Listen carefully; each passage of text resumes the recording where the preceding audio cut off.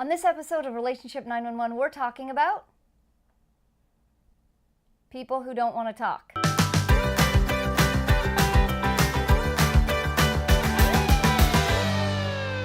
Hi, I'm Monika. And I'm Jan, and we have an Elijah. What's the question, Elijah? The question comes from Romina, and she wants to know, how do I get my boyfriend to talk? He doesn't like to talk.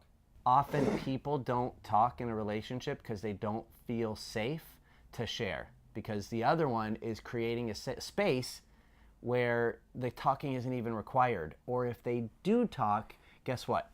Boom, they're going to get shut down. So that's really, if you're in a relationship and you find that your partner is not talking, well, there's not a lot that you can do to actually force them to talk. What you can do is look at yourself and go, what is the space that I'm creating? Like when I met them, did they talk? And why aren't they talking anymore?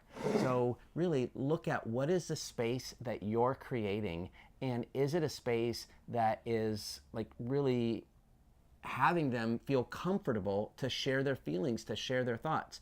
What happens so often in relationships is people meet and they fall in love, and I know you're not talking right now, but people meet and they fall in love, and then it's like, you're wonderful, I love you, now change. And so often, and I hate to say this, but I find this very often where the woman will do this to the man. Yes, I'm sorry to agree. The woman will do this to the man.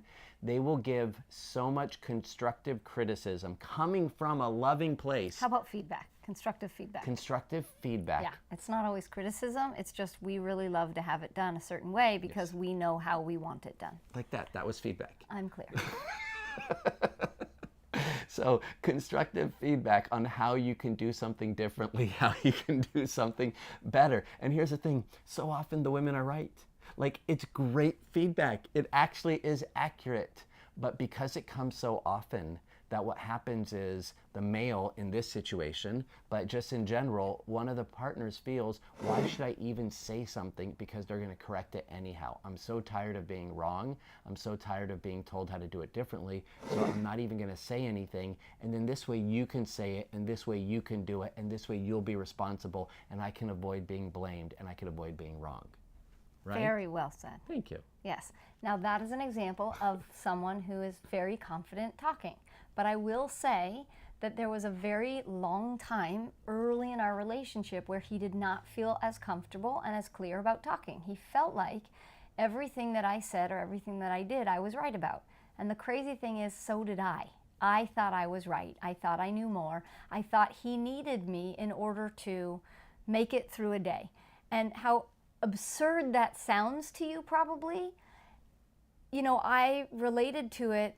My father had really high standards, and my father was the one that was always right. So there was this play that I had where I need to show up to prove that I'm worthy of your love, but how it came across to him was shut down, shut down, shut down, shut down. I just kept shutting him down. And it's so far from what I intended, but back then I didn't have the tools to know that's what I was doing. So the bottom line is, you can't force people to do things. That's right. And you also want to be aware of who you are showing up as in the relationship. If you're creating a safe space, maybe there will be more room for them to talk. And if not, if that's not the problem, maybe they have to discover the voice on their own.